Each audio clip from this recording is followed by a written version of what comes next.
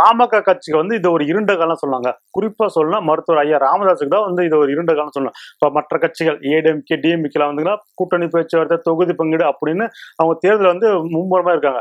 ஆனா அப்படி இருக்கும்போது கட்சி இப்ப பிமிக கட்சியில தான் வந்து அவங்களோட தன்னோட நிலைப்பாடு என்னன்னு சொல்ல முடியாத இடத்துல வந்து நம்ம ஐயா ராமதாஸ் வந்து இருக்காருன்னு சொல்லணும். என்னன்னா இப்ப அப்பா மகன்களும் சண்டை, இப்ப அன்புமணி ஐயாக்கோ ராமதாஸ் ஐயாக்கோ இடையில ஒரு சண்டை நடந்துச்சு. அதனால வந்து கட்சி விட்டு வெளியே போனாரு. சண்டை சொல்ல முடியாது, அவங்களுக்குள்ள ஒரு உட்கட்சி பிரச்சனை.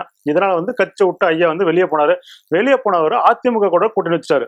அதிமுக கூட கூட்டணி வச்சு இவர் வந்து தன்னோட தொகுதி நிலைப்பாடு இதெல்லாம் வந்து ஸ்ட்ராங் பண்ணிட்டு அவர் வந்து அந்த கட்சியில வந்து ஒரு முக்கிய புள்ளியா மாறினதுக்காக ஒரு வேலையில இறங்கிட்டாரு. அப்படி இருக்கும்போது அதுக்கு சாதகமா, அதாவது அன்புமணி ஐயாவுக்கு சாதகமாகவே இப்ப தேர்தல் ஆணையமா நீங்க தான் வந்து உங்களுக்கு தான் அந்த சின்னம் பாமக கட்சிக்கு தான் சின்னம் பொருந்தும், மாம்பழ சின்னம் வந்து உங்களுக்கு தான் பொருந்தும், நீங்க தான் வந்து தலைவர் அப்படின்ற மாதிரி அவங்களும் ஆரம்பிச்சாங்க.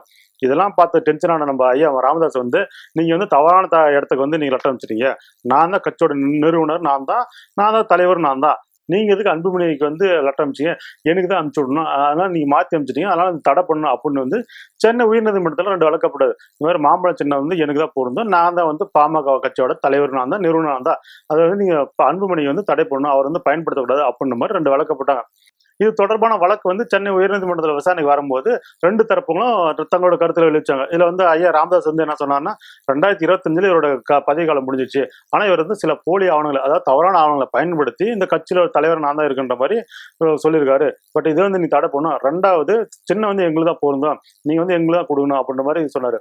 இதெல்லாம் போக நான் தான் வந்து பாமக கட்சியோட தலைவர்னு நிர்ணயம் செய்யற வரையும் தேர்தல் தேதியை வந்து நீங்க தள்ளி வைக்கணும் அப்படின்ற மாதிரி ஒரு மனு தாக்கல் போட்டாரு. இந்த பக்கம் நம்ம அன்புமணி தரப்பு என்ன சொல்றாங்கன்னா, இல்ல நான் தான் அந்த கட்சியோட தலைவர், நான் எனக்கு தான் எல்லாமே அதிகாரம் இருக்கு அப்படின்ற மாதிரி சொன்னாங்க. இதெல்லாம் கேட்ட நீதிபதி வந்து தேர்தல் நடந்துட்டு கேட்கறாங்க, இது மாதிரி வந்து இப்ப நீங்க வந்து சின்னத்தை முடக்க முடியுமா, நீங்க வந்து தவறான தகவலுக்கு அமைச்சுதான் சொல்றாங்களே, இது வந்து எப்படி நிறுத்த முடியுமான்னு கேட்குது. அப்ப தேர்தல் ஆணையம் என்ன சொன்னாங்கன்னா, ஐயா நம்ம உள்கட்சி பிரச்சனை நாம வந்து தலையிட முடியாது, இது வந்து அவங்களுக்கான கட்சி, அவங்களுக்கான பிரச்சனை, இதுல நம்ம தலையிட முடியாது, அவங்க என்ன ஆவணம் கொடுத்தாலும் அதுபடிதான் நம்ம வந்து சின்னத்தை ஒதுக்கணுங்க, அதுக்கான அங்கீகாரத்தை கொடுத்துங்க, இதுக்கு நமக்கு சம்மந்தம் இல்லை அப்படின்னு மாதிரி அவங்க விளையிட்டாங்க.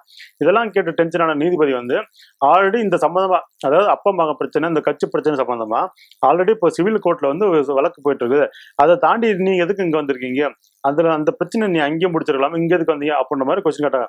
2வது என்னன்னா, இப்ப அப்பா மகன் பிரச்சனை சொல்றீங்க, இப்ப அப்பா சொல்லி மகன் கேட்காம போயிடுவாரா, அப்ப வந்து அப்பா மகன் சொல்லி நீங்க கேட்காமனா அப்ப எப்படி இங்க வரலாம், அதனால வந்து இந்த பிரச்சனை வந்து நீ அங்கேயே முடிச்சுவாங்க அப்படின்ற மாதிரி சொல்லி வழக்க தள்ளுபடி பண்ணதோட மட்டும் இல்லாம அப்ப ராமதாஸ் ஐயா வந்து எச்சரிச்சிருக்காங்க, நீங்க வந்து தேவையில்லாம நீதிமன்றத்தோட நேரத்தை வீணாக்குறீங்க, நீங்க வந்து இது மாதிரி பண்ணீங்கன்னா உங்களுக்கு வந்து அபராதம் விதிக்குவோம் அப்படின்ற மாதிரி சொல்லி எச்சரித்து அமைச்சிட்டாங்க. அது மட்டும் இல்லாம நீங்க வந்து இப்போ சிவில் கோர்ட்ல என்ன சொல்றாங்க அதுபடி கேட்டு அவங்க அதோட அனுமதியோட நீங்க வந்து தேர்தல் ஆணையத்திடம் முறையிடலாம், அப்போ வந்து நீங்க அதை பத்தி பேசலாம், இப்போ வந்து நம்ம அதை பத்தி எதுவும் முடிவெடுக்க முடியாது, சிவில் கோர்ட் என்ன சொல்லுதோ அதுபடி மட்டும் நீங்க செயல்படுங்க அப்படின்னு மாதிரி அவங்க வந்து வழக்க தள்ளுபடி பண்ணிட்டாங்க. இதனால ஐயா மருத்துவர் ராமதாஸுக்கு தான் வந்து மேல ஒரு பின்னடைவு வந்து பார்க்கப்படுது. ஏன்னா இப்ப கட்சி வந்து உடஞ்சிருச்சு, தனியா பிரிஞ்சுட்டாங்க அப்படின்னு தாண்டி இப்ப ஐயா ராமதாஸ் வந்து தன்னுடைய செல்வாக்கு நிரூபிக்கணும், கட்சி வந்து தன்னுடைய நிலைப்பாடுல கட்டுக்குள்ள கொண்டு வரணும் அப்படின்னா போராடுற நிலைக்கு இப்ப தள்ளப்பட்டாரும் சொல்லலாம். எது எப்படியோ ஐயா எப்படி மீண்டு வராரு, யாரோட கூட்டணி வைக்கிறாரு, தன்னுடைய செல்வாக்கு எப்படி நிரூபிக்க போறாரு அப்படின்னு நம்ம பொறுத்து பார்ப்போம். நன்றி, வணக்கம்.